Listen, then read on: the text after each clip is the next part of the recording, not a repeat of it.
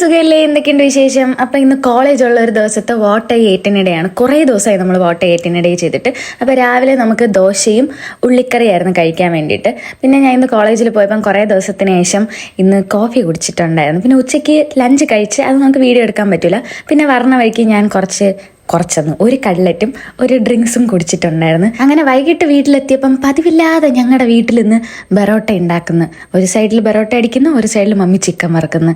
അപ്പം രണ്ടിൻ്റെയും കൂടെ ഇടയിൽ ഞാൻ അവിടെ നൈസായിട്ട് കുറച്ച് ചായയൊക്കെ കുടിച്ചിട്ടിരിക്കുന്നപ്പം മമ്മിയാണെങ്കിൽ അവിടെ ചിക്കൻ എല്ലാം ഉണ്ടാക്കി കഴിഞ്ഞിട്ടുണ്ടായിരുന്നു. വീട്ടിലെ ഒഫീഷ്യൽ ടേസ്റ്റ് ചെക്കർ ഞാനായതുകൊണ്ട് ഒരു പീസ് ചിക്കൻ എനിക്ക് തന്നു. പക്ഷെ ആ ചിക്കൻ്റെ പീസ് കണ്ടിട്ട് എനിക്ക് ഇഷ്ടപ്പെടാത്തതുകൊണ്ട് മമ്മിയുടെ അടുത്ത് വേറൊരു ചിക്കൻ്റെ പീസ് തരാൻ പറഞ്ഞ് എൻ്റെ കൈ വെന്ത് പൊള്ളിപ്പോയി. അത്രയ്ക്ക് ചൂടായിരുന്നു. അങ്ങനെ ടേസ്റ്റ് എല്ലാം അടിപൊളിയായിരുന്നു. അപ്പോഴത്തേനും നമ്മുടെ ചിക്കൻ കറിയും കൂടെ റെഡി ആയിട്ടുണ്ടായിരുന്നു. ചിക്കൻ കറി ഉണ്ടാക്കിയേട്ടാ, ബെറോട്ടയും ചിക്കൻ കറിയും നല്ല അടിപൊളി ചിക്കൻ ഫ്രൈയും, റെസ്റ്റോറൻറ്റ് സ്റ്റൈൽ ചിക്കൻ ഫ്രൈ.